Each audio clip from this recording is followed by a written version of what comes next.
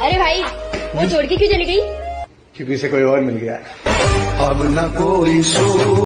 जब पुकारना हो मुझे मेरा नाम भूल जाता है, उसे इश्क तो आता है पर करना भूल जाता है, और उसे कह दो यूं मुस्कुरा कर ना देखे मुझे, ये दिल पागल है धड़कना भूल जाता है। जब पुकारना ये इश्क एक जुआ है, बताओ खेलोगे?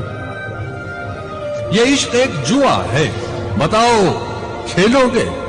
समझ लो दाव पे सब कुछ लगाना पड़ा है। कि मेरी जिंदगी में आग लग चुकी है, मेरी जिंदगी में आग लग चुकी है, इस आग को बुझाऊं कैसे?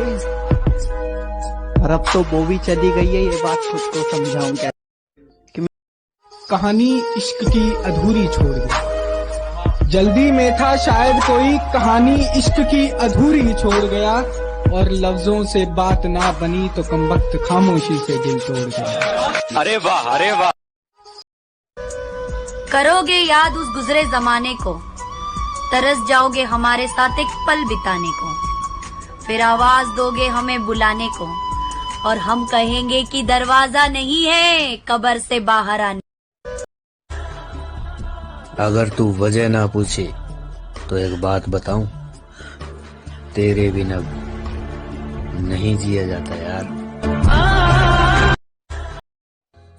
दफा हो जाए मोहब्बत मेरी जिंदगी से, मजाक मजाक में तूने मेरी जिंदगी का मजाक बना दिया।